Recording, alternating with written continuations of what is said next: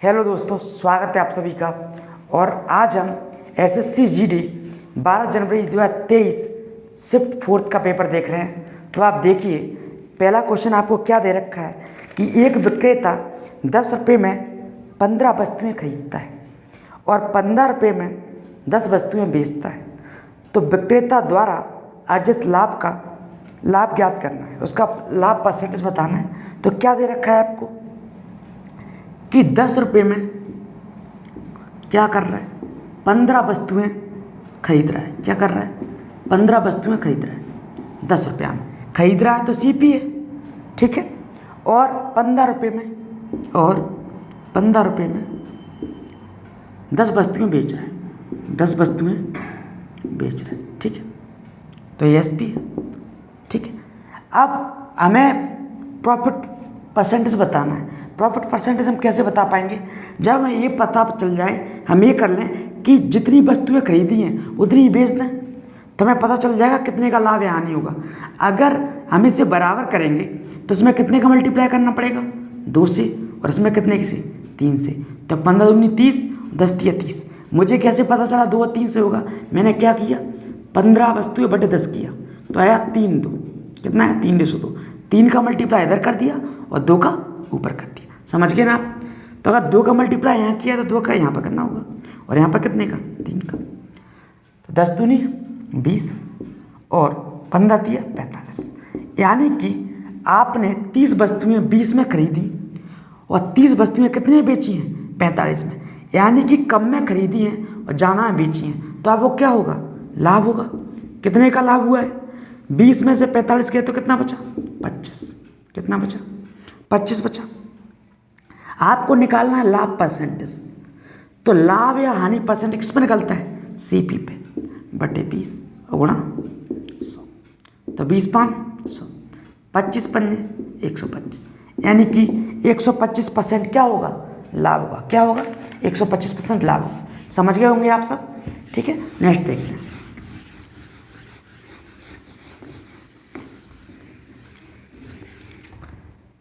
क्या दे रखा है नेक्स्ट कि ए और बी एक कार्य को 8, 4 और 16 दिन में करते हैं। यदि ए हर दूसरे दिन बी और सी दोनों की सहायता मिलती है तो संपूर्ण कार्य करने में ए को कितने दिन लगेंगे, ये बताना है। तो आप देखना, हमसे बोला है ए किसी कार्य को 8 दिन में कंप्लीट कर रहा है, और बी कितने में, 4 दिन में, और सी कितने में, 16 में। यही दे रखा है। इनके एलसीएम ने कितना आएगा, 16, और 8 दूनी 16, 4 चौक 16, 16 एकम 16। लिखा क्या है कि ए काम कर रहा है, लेकिन हर दूसरे दिन बी और सी उसकी मदद करने आ रहे हैं। अगर मुझे आप एक बात बताएं, एक दिन में कितना काम करता, एक दिन में ए अकेला करता 2 काम, कितना, 2।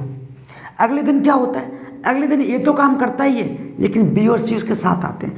तो 2 4 6 और 1 7, मतलब अगले दिन 7 काम होगा। कितना, अगला दिन एक दिन काम होगा और तीनों मिलके करेंगे, ए प्लस बी प्लस सी। यानी आपको दिख रहा है 2 दिन में कितना काम हो रहा है, 9 काम हो रहा है। आपको कराना कितना है, 16 काम कराना है। तो आपको 16 काम कराना है, तो आप देखें कैसे होगा। 16 पहले दिन 2 हुआ होगा, फिर 7, फिर 2, फिर 7, इस तरीके से होगा काम। तो क्योंकि पहले ए करेगा, फिर करेगा ए प्लस बी प्लस सी, फिर ए करेगा और फिर करेगा ए प्लस बी प्लस सी। इस तरीके से काम होगा, बिल्कुल।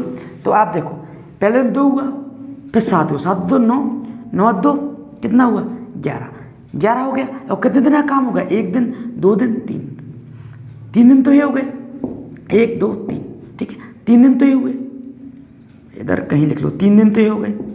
अब काम कितना हुआ, 7 2 9 और 2 11।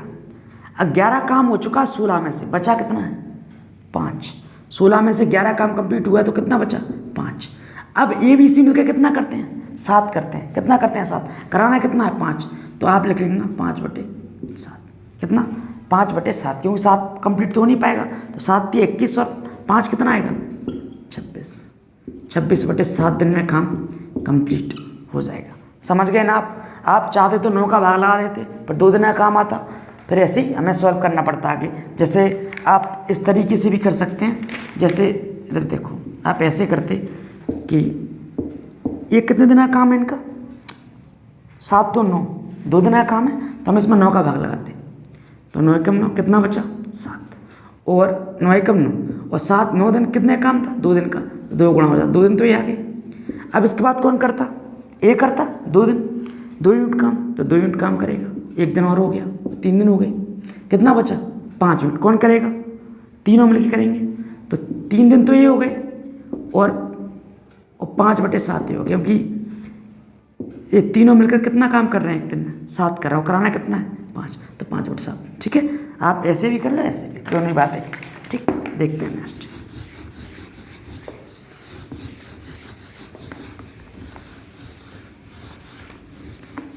देखना नेक्स्ट क्या दे रखा है आपको कि x एक वस्तु पर 12% और 8% की 2 क्रमिक छूट दे रहा था, जबकि y समान वस्तु पर 20% की फ्लैट छूट दे रहा था। तो x और y द्वारा दी गई कुल छूट के बीच डिफरेंस बताना। तो देखो x ने क्या किया है, x एक वस्तु पर क्या कर रहा है, 12% और 8% का डिस्काउंट दे रहा है एक, लेकिन x दे रहा है, और बाय क्या कर रहा है, बाय 20% का एक ही बार में डिस्काउंट दे रहा है। ठीक है, समान वस्तु पे। तो आप देखें, अगर इसका हम क्या सक्सेसिव निकालें, क्या निकालें, सक्सेसिव। अगर इसका सक्सेसिव निकालेंगे तो सक्सेसिव कैसे निकलेगा, डिस्काउंट छूट percentage x plus by minus X by upon 100 ऐसे निकलता है डिस्काउंट परसेंटेज, और ये 20% है, इसको छोड़। देखो अब ये देखें 12 + 8 और इधर देखें 12 गुणा 8/100। ठीक, तो कितना आया 20 माइनस 12 × 96/100, और ये कितना है 20%। हमसे इनका डिफरेंस पूछा था, जब इनका डिफरेंस निकालेंगे तो आप देखना कि 20 से 20 तो कट जाएगा। अगर डिफरेंस ऐसे करना, पहले ये बड़ी वैल्यू है, बड़ी वैल्यू को आगे लिखना और ये इससे घटा देना इसमें से, तो 20% और प्लस का 96/100। तो आप देखना 20 से 20 कट गया, कितना आएगा 0.96% इसका डिफरेंस आएगा। ठीक है, आप चाहो तो पहले से घटा लेना, फिर 20 में से घटा लेना, आएगा इतना ही। ठीक है, तो आप 20 से 20 ऐसे ही काट लेना, बचाइए, तो यही डिफरेंस होगा। ठीक, नेक्स्ट देखते हैं।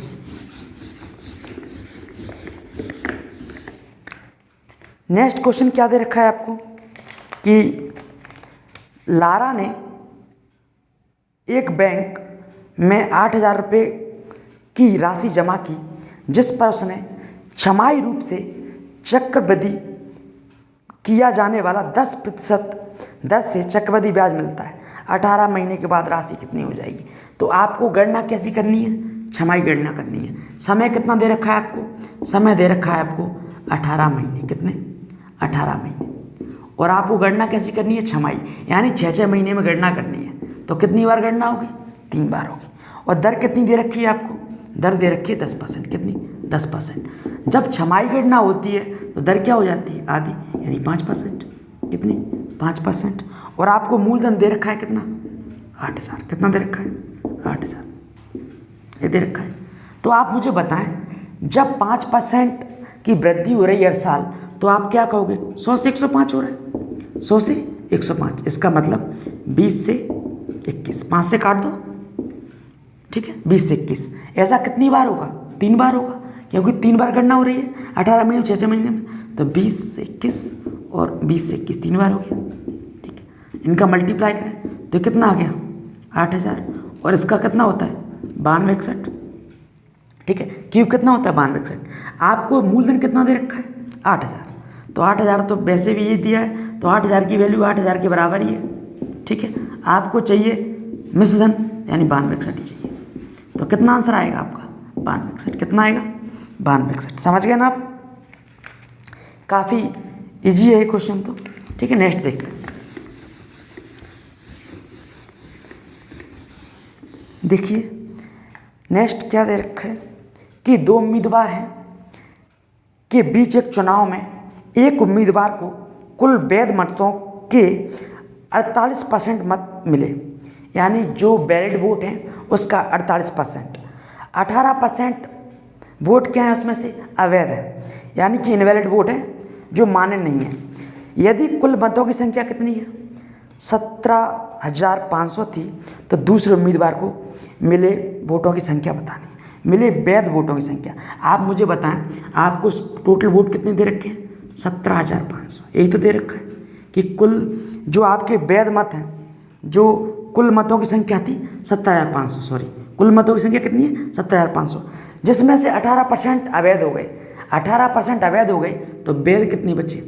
100 में से 18 घटाइए, कितना बचा? हमें मिलेगा कितना?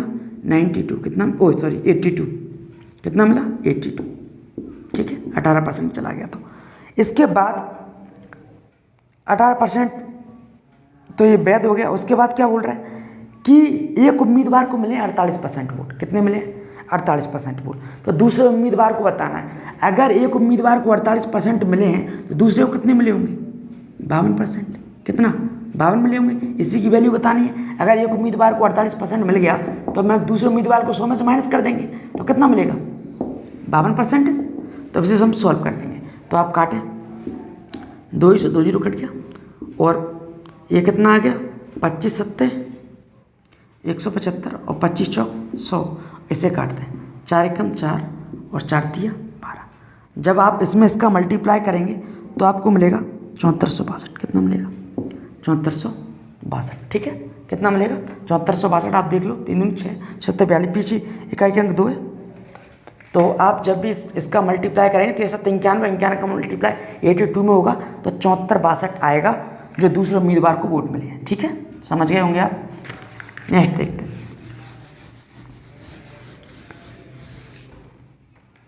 क्या दे रखा है नेक्स्ट क्वेश्चन आपको कि निम्नलिखित में से कौन सी संख्या 8 से विभाज्य नहीं है। आपको ये बताना है, सॉरी 16 से विभाज्य नहीं है, ये बताना है। तो आप देखें, 4 ऑप्शंस आपको दे रखे हैं,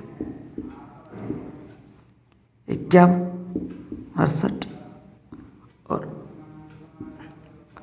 16 826 और ये कितना है? 17 776, ठीक है। ये दे रखा है आपको। अब आपको बताना है कि 16 से विभाज्य, तो 16 में क्या है? 8 और 2 है। क्या है? 8 और 2 है। तो हम 8 का डिविजन रूल जानते हैं। क्या कहता है 8 का डिविजन रूल? यदि तीसरा अंक सम है तो अंतिम 2 अंक 8 से कटना चाहिए। तो ये कट रहा है क्योंकि तीसरा अंक 0 है और ये 8 से कट रहा है अंतिम 2 अंक, ठीक है। इसमें देखो, यदि तीसरा अंक विषम है तो अंतिम 2 अंकों में 4 जोड़ने के बाद 8 से कटना चाहिए। तो ये भी कट रहा है, ठीक है। हमें क्या बताना है? कौन सा विभाज्य नहीं है? ये दोनों तो विभाज्य हैं। इसको देखते हैं। इसमें तीसरा अंक कैसा है? सम है, तो अंतिम 2 अंक 8 से कटना चाहिए। कट रहे हैं क्या? 26 8 से कटेगा क्या? नहीं कटेगा। तो यानी कि ये 16 से विभाज्य नहीं होगा। और इसमें देखो, ये तीसरा अंक कैसा है? तीसरा अंक कैसा है? विषम है, तो अंतिम 2 अंकों में 4 जोड़ने के बाद 8 से कटना चाहिए। तो 80 8 से कटते हैं, यस। यानी कि ये तीनों संख्याएं 8 से कट रही हैं, ठीक है। तो और ये नहीं कट रहा है, तो हमारा आंसर क्या होगा? ये विभाज्य नहीं होगा, ठीक है। समझ गए होंगे आप। अगर कहीं 2 ऑप्शन मैच कर रहे होते तो हम एक में 16 का भाग लगा के चेक कर लेते। अभी हमने सिर्फ 8 का डिविजिबिलिटी रूल चेक किया है, 8 से ही हमारा काम हो गया, ठीक। नेक्स्ट देखते हैं कि 15 सेंटीमीटर व्यास के एक ठोस गोले से 125 एक समान गोले बनाए जाते हैं। छोटे गोले का पृष्ठीय क्षेत्रफल क्या होगा? आपको क्या बोला है कि एक ठोस गोला है, ठोस गोला है, उससे क्या हुआ है? उससे आपने 125 क्या बनाए हैं? छोटे गोले बनाए हैं। 125 छोटे गोले समझ लो, क्योंकि अगर बड़े गोले में से बनाएंगे तो 125 छोटे गोले बनेंगे। तो छोटे गोले लिख लो ऐसे, छोटे गोले, ठीक है। का आयतन ही लिख लो, आयतन, ठीक। छोटे गोले का आयतन, ठीक। ठोस गोला का आयतन बराबर होगा किसके? 125 छोटे गोले के आयतन के बराबर, ठीक है। तो आप जानते हो गोले का आयतन क्या होता है? 4/3 पाई r³, यही होता है, ठीक। आप और 125 छोटे गोले हैं तो इसे लिखना 4/3 पाई स्मॉल r लिख लें ऐसे, ठीक। अब आप देख लें, पाई से पाई कट रहा है और 4/3 से 4/3 कट रहा है, आर की वैल्यू आपको दे रखी है। बड़े गोले का व्यास क्या दे रखा है आपको, 15 सेंटीमीटर दे रखा है व्यास। अगर 15 सेंटीमीटर व्यास है, 15 सेंटीमीटर व्यास है, त्रिज्या कितनी होगी, 15/2 कितनी होगी, 15/2। तो यहाँ पर 15/2 लिखें, कितनी बार लिखना होगा, 3 बार, क्योंकि घात 3 है, ठीक, 3 बार लिख दिया। और इसे लिखेंगे 125 इंटू RQ। तो यहाँ से देखें, आप इसे काटें, कितने से, 5 से काटें, 5 दिए 15, ये 25, 5 दिए 15, ये 5 और 5 दिए 15, ठीक है। तो आपको क्या मिलेगा, इस पर वो चढ़ जाएगा क्यूब रूट इस तरीके से, तो कितना मिलेगा, 3/2 मिलेगा। आर कितना मिलेगा, 3/2। ये रेडियस मिल गई।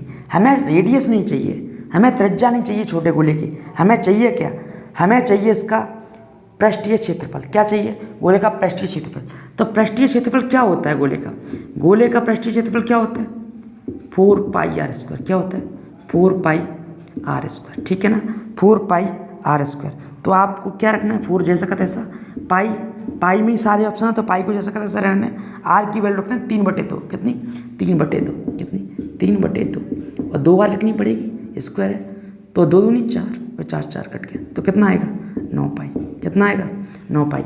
तो गोले का, छोटे गोले का जो पृष्ठीय क्षेत्रफल है वो कितना होगा, 9π होगा। कितना होगा, 9π। नेक्स्ट देखते हैं,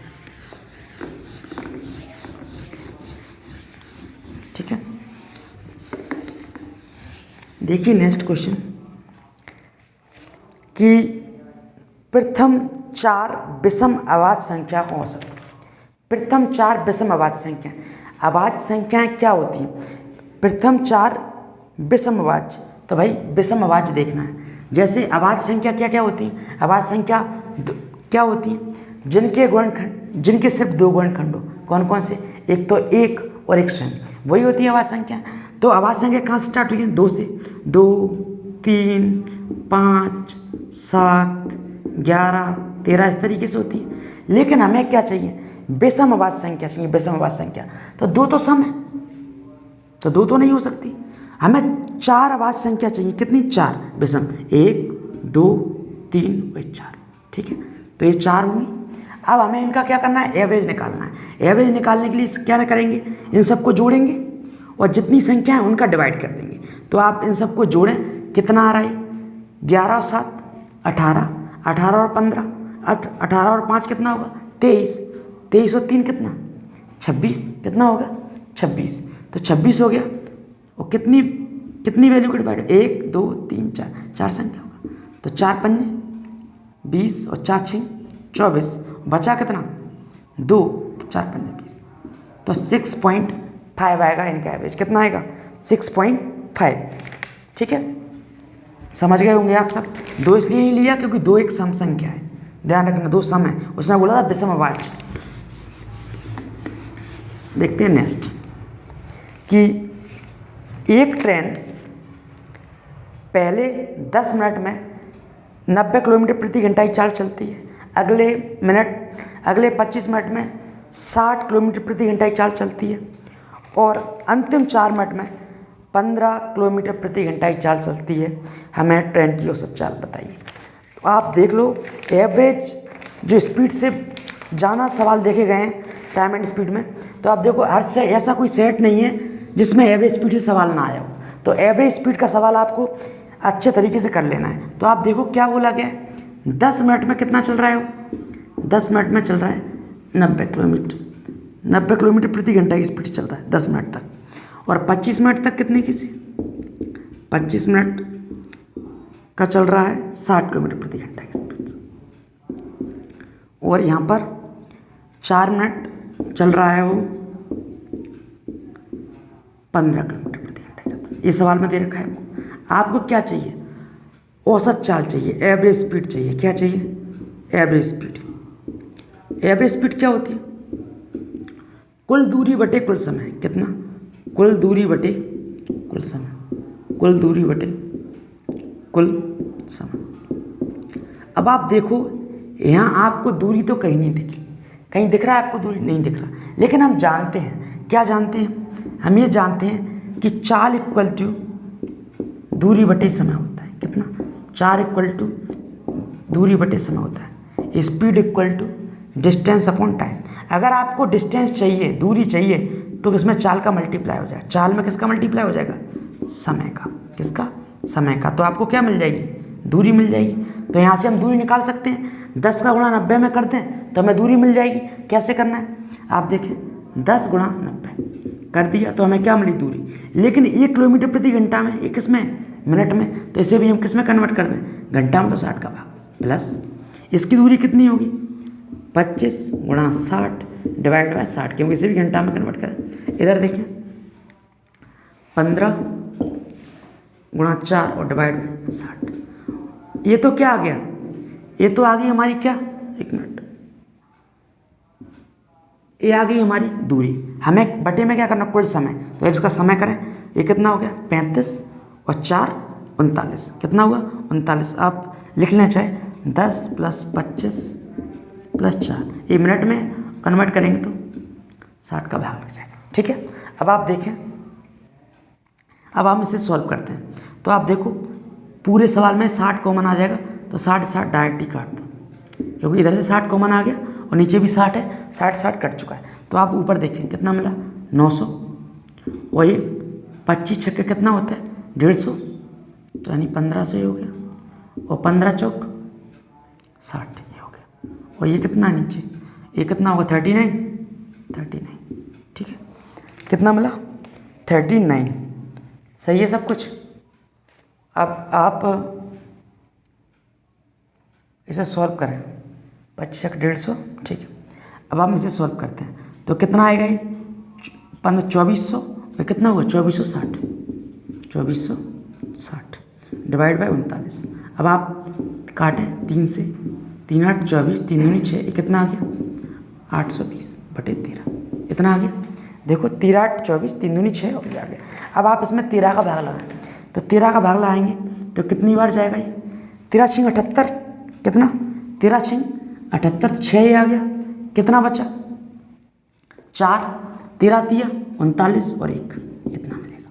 13 सही 63 सही 1/13 किलोमीटर प्रति घंटा हमें क्या मिल जाएगी, इसकी स्पीड मिल जाएगी। समझ गए आप, ये एवरेज स्पीड का थोड़ा सा कैलकुलेट, वैसे कुछ कैलकुलेट नहीं है यहाँ पर, बस भाग ही देना है और कुछ नहीं। ठीक है, समझ गए होंगे आप सब, काफ़ी इजी है।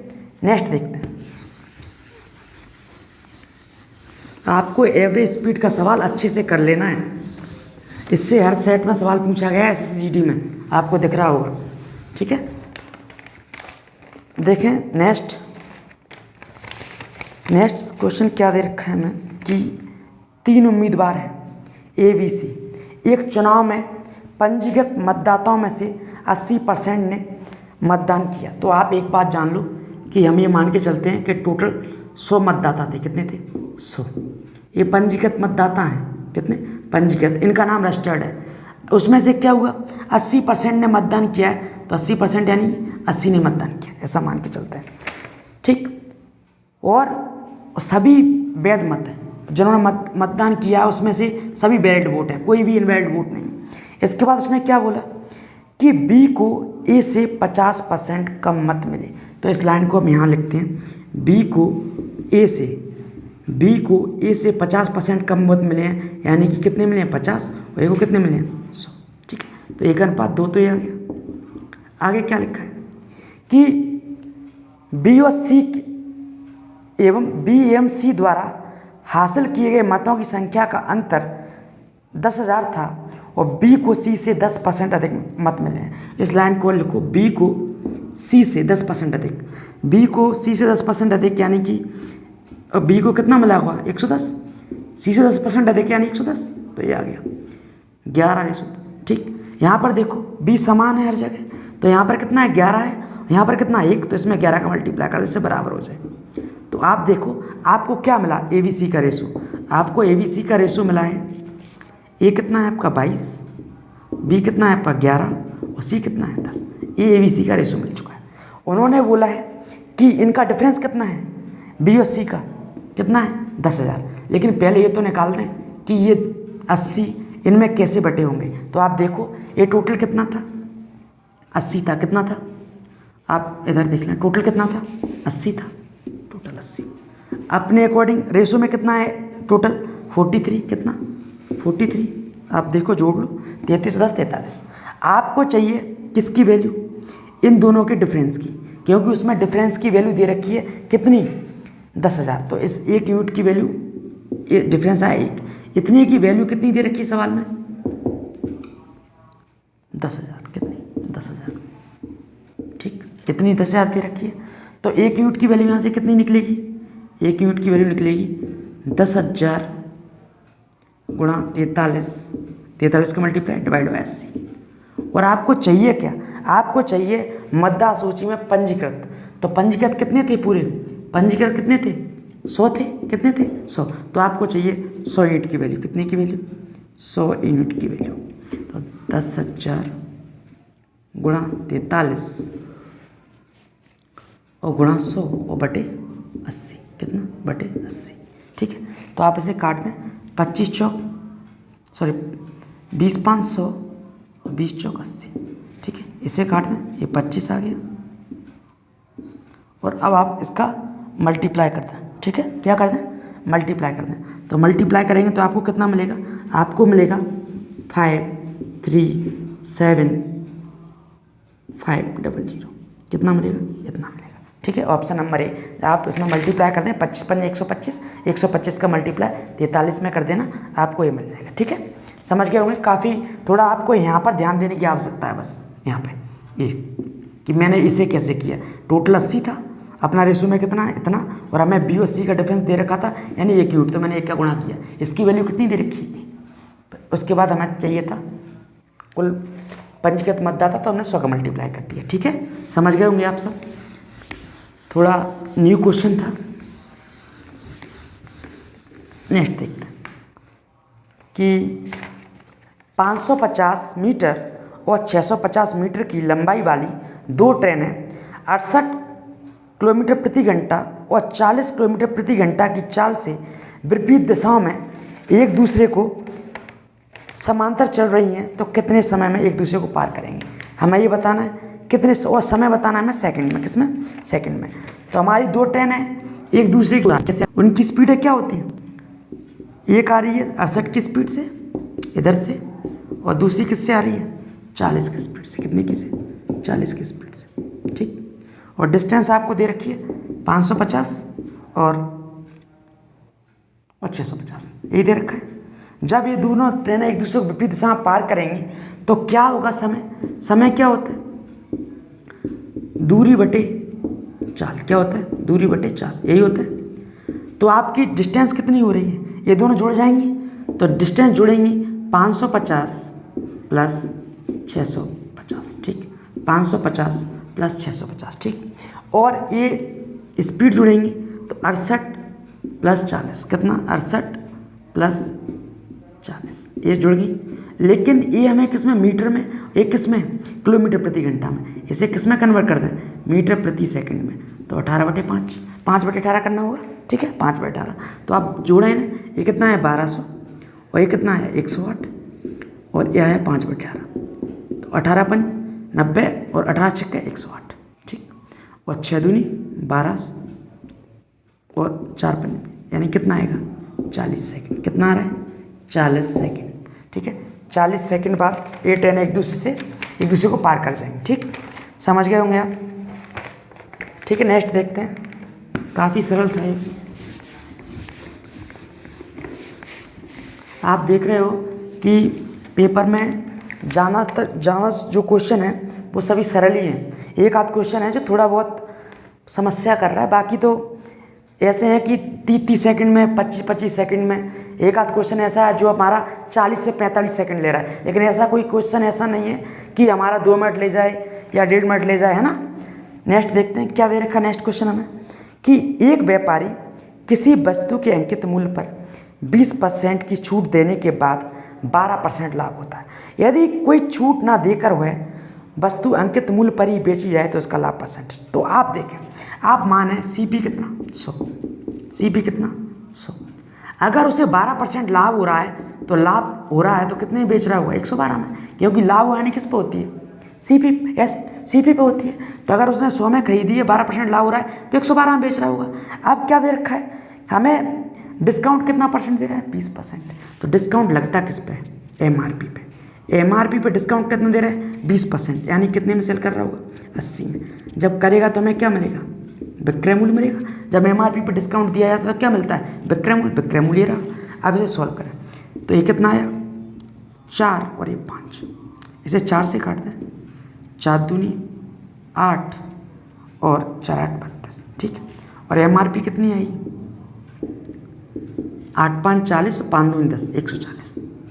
उसने क्या बोला है अगली लाइन में कि कोई छूट ना देकर, मतलब कोई छूट ना दी जाए, मतलब MRP पर ही बेचना चाह रहा है, यानी जितनी MRP पे है उसी पर ही भी बेचना चाह रहा है, जितनी रेट उतने में ही। जैसे आपने देखा होगा कुछ दवाइयाँ होती हैं, जितनी रेट डली होती है उतने में दे देता है, तो ऐसे इसमें कि जितनी रेट डली उतने में दे रहा है, वो कोई डिस्काउंट दे ही रहा, तो आपको कितना % प्रॉफिट होगा, यानी कि MRP ही विक्रय मूल्य हो गया। तो 100 की वस्तु 140 में बेच दी तो 40% क्या हो गया, प्रॉफिट हो गया। कितना हो गया, 40% उसे क्या होगा, लाभ होगा। क्या होगा, 40% उसे लाभ होगा। समझ गए आप, ठीक है। नेक्स्ट कि देख रहे हो आप कितना सरल है, अगर सही तरीके से बनाते हैं तो।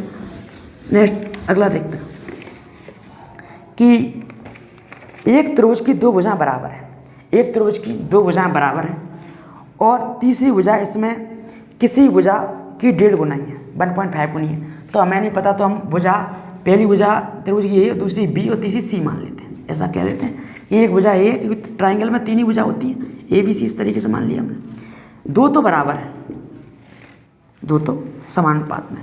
तीसरी क्या है, इसकी 1.5 गुनी। कितनी है, 1.5 गुनी है। तो परिमाप कितना दे रखा है आपको, 14 इकाई। परिमाप क्या होता है, त्रिभुज का परिमाप होता है तीनों भुजाओं का जोड़। क्या होता है, तीनों भुजाओं का जोड़। तो इनको तीनों को जोड़ो, 1 और 2 कितना आ गया, 3.5। कितना आ गया, 3.5 यूनिट। कितना आया, 3.5 यूनिट। की वैल्यू कितनी दे रखी है, 14। कितनी दे रखी है, 14। तो ये कितनी बार कटेगा, 4 बार। 1 यूनिट की वैल्यू कितनी आ गई, 4। 1 यूनिट की वैल्यू 4, 1 यूनिट की वैल्यू अगेन 4। इसका कितना होगा, 6। कितना होगा, 6, क्योंकि 1.5 गुना 4 करेंगे तो 6 आएगा। अब आपको क्या चाहिए, आपको भुजाएं मिल चुकी हैं। क्या मिल चुकी हैं भुजाएं, 4 4 और 6। आपको क्या चाहिए, क्षेत्रफल। क्या चाहिए, क्षेत्रफल। क्षेत्रफल क्या होता है त्रिभुज का, त्रिभुज का क्षेत्रफल कब निकलेगा, जब त्रिभुज का क्षेत्रफल निकालना हो तो S minus A, S minus B और S माइनस C का प्रयोग करेंगे। क्यों, क्योंकि इसमें ये भुजाएं जो अलग अलग है, हैरो का फॉर्मूला लगाएंगे, ये समकोण त्रिभुज भी नहीं बन रहा है। समझ में आ गई। तो आप पहले S निकालो। S क्या होता है, S होता है तीनों भुजाओं अर्ध परिमाप। S यानी कि अर्ध परिमाप, क्या, सेमी पेरीमीटर अर्ध परिमाप। क्या होगा, तीनों भुजाओं को जोड़ो, 4 + 4 + 6 बटे 2। अर्ध परिमाप क्या होता है, तीनों भुजाओं का जोड़ बटे 2। आधा आधा करेंगे परिमाप को तो कितना आएगा, 10, और ये आ गया 14 बटे 2, यानी कि 7। कितना, 4, 7 - 4 और C कितना था आपका, 7 - 6। ठीक है, समझ गया। अब देखो यहाँ पर ये क्या मिला, 7, 3 × 3, और ये तो 1 मिला। तो आप देखो वर्गमूल में जोड़ा बार आएगा, 3√7। ठीक है, आपका क्षेत्रफल कितना होगा, 3√7 होगा। कितना होगा, 3√7 होगा त्रिभुज का क्षेत्रफल। समझ गए आप सब। क्योंकि जब भुजाएं अलग अलग दे रखी हूँ तो हम किसका यूज करेंगे, हैरो के फॉर्मूले का यूज करेंगे। नेक्स्ट देखते हैं,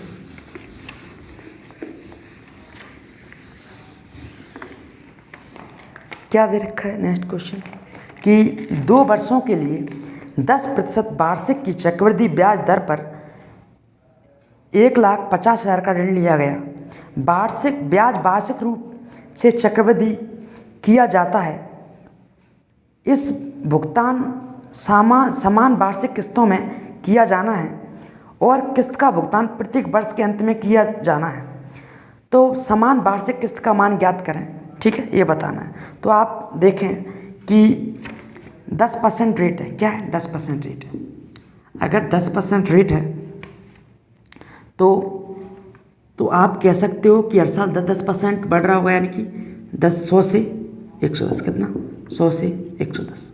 इसका मतलब 1 कट गया, 10 से 11 हो गया। जब आपको किस्त निकालनी हो, क्या निकालनी हो, किस्त निकालनी हो, तो आप 2 वर्ष का निकालना है तो इसका वर्ग करें तो 10 का वर्ग कितना होगा 100 और 11 का वर्ग 121। आप जानते हो किस्त कैसी होती है, आपस में बराबर होती है। तो अगर ए वाली किस्त सेकंड वाली किस्त 121 है तो फर्स्ट वाली भी 121 रही होगी। 121 बनाने के लिए कितने का मल्टीप्लाई करना होगा 11 का, और 11 का मल्टीप्लाई यहाँ किया तो यहाँ भी करना पड़ेगा। तो कितना आ गया ये आ गया 110 और ये 100। ठीक, तो आप देखें शुरुआत में राशि कितनी रही होगी 210, कितनी रही होगी 210। आपको क्या दे रखा है कि आपने रुपया कितने लिए 1,50,000, 1,50,000 अपने अकॉर्डिंग शुरुआत में 210। हमें क्या चाहिए प्रत्येक किस्त चाहिए, यानी हमें चाहिए 121 की वैल्यू। ठीक है, 121 की वैल्यू। तो आप इसे सॉल्व कर लें, ये कट गया 0 0, वैसे काटें 3 से 3 7 21 और 3 5 15।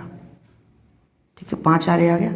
और आप अब इसमें मल्टीप्लाई कर लें 5 का, तो कितना आएगा 5 एकम 5 और 5 दूनी 10 0 और 5 और 1 6 और 3 0 चिपका दें।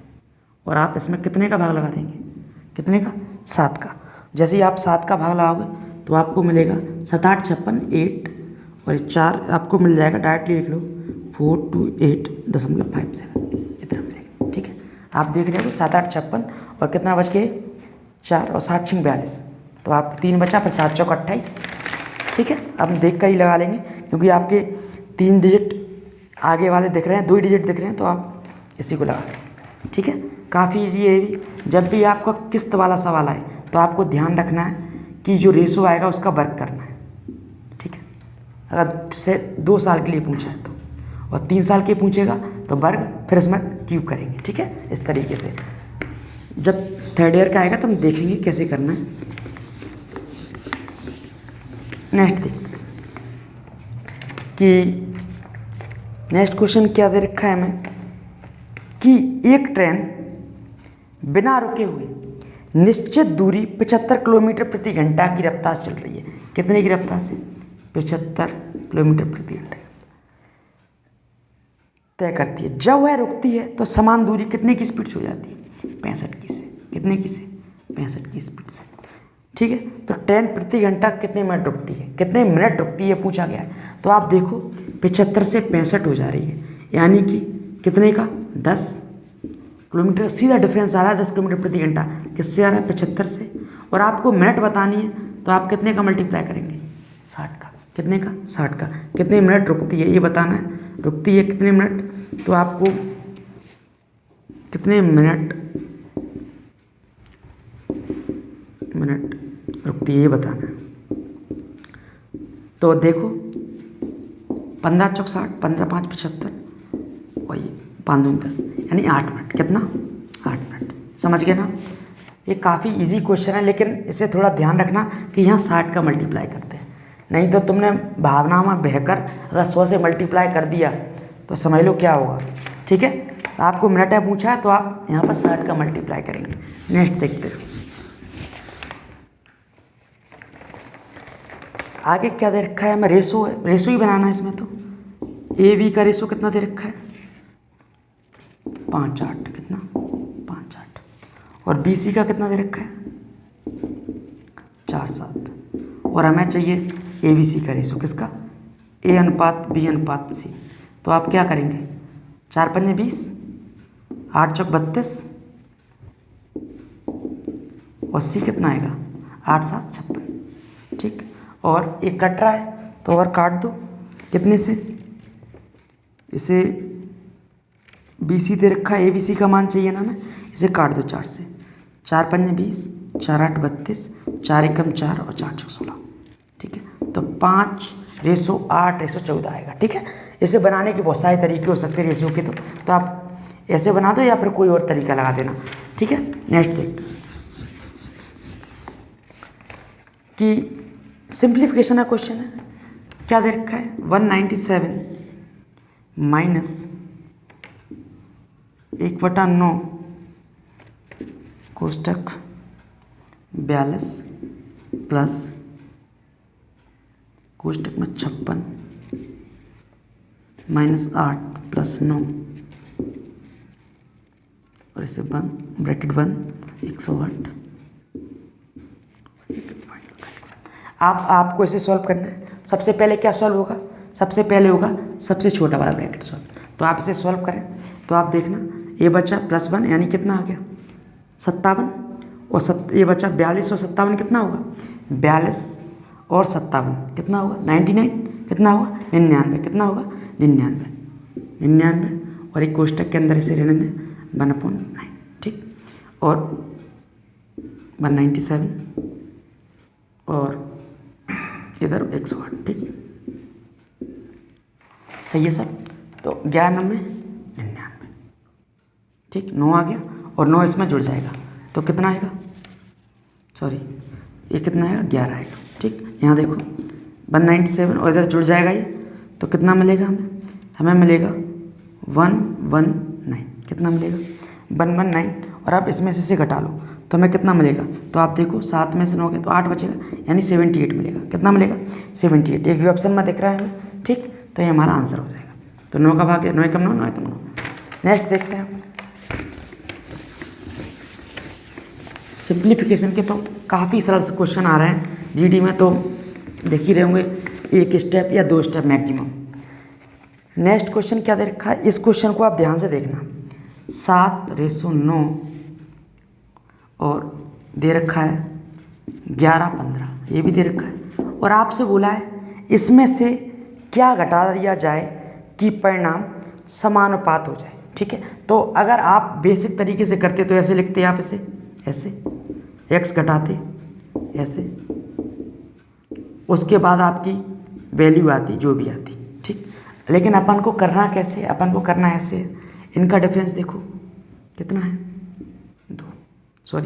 2, इसका डिफरेंस कितना है 4। अब आप इसे काट लें, 1 और ये 2 का मल्टीप्लाई इस आंगने वाली वैल्यू में, तो कितना आया ये 14, ठीक है।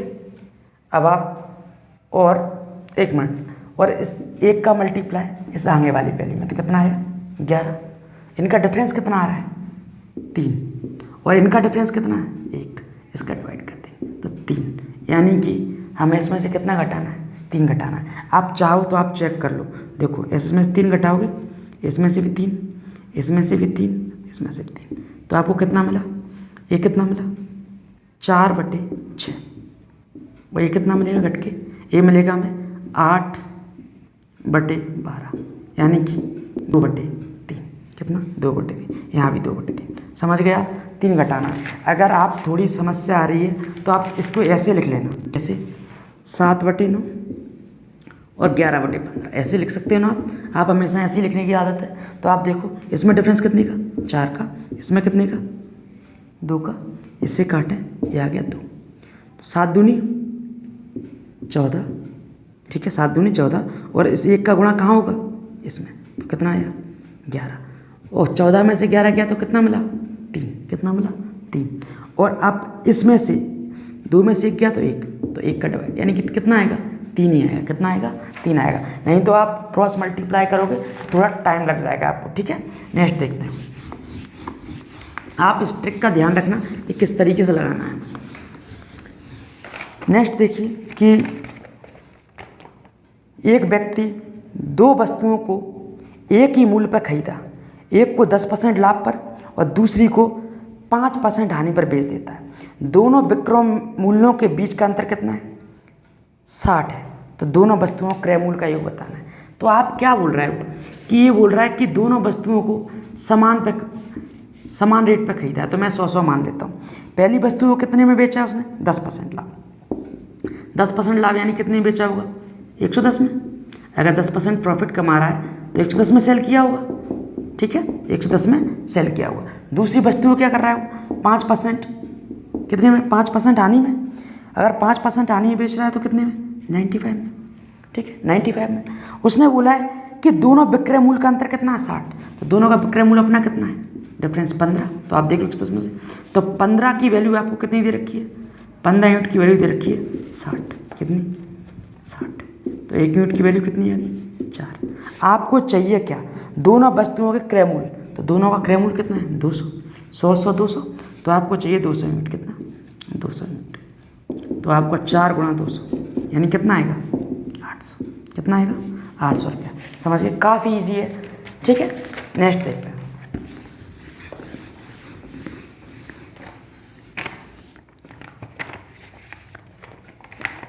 सोहन और रोहन एक कार्य को 18 दिन में कर सकते हैं। सोहन और रोहन मिलकर एक कार्य को 18 दिन में, तो लिखें आप सोहन और रोहन कितने दिनों में?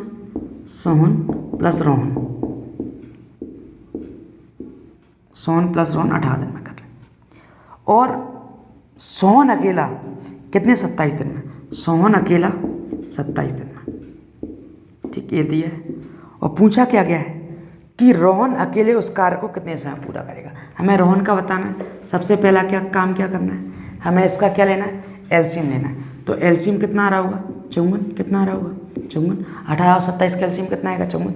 18 दिया 54 और 27 में 54। ठीक, अब आप देखो हमें किसके बारे में चाहिए वैल्यू? सोहन कितने दिनों में। तो आप एक काम करें, घटा दें।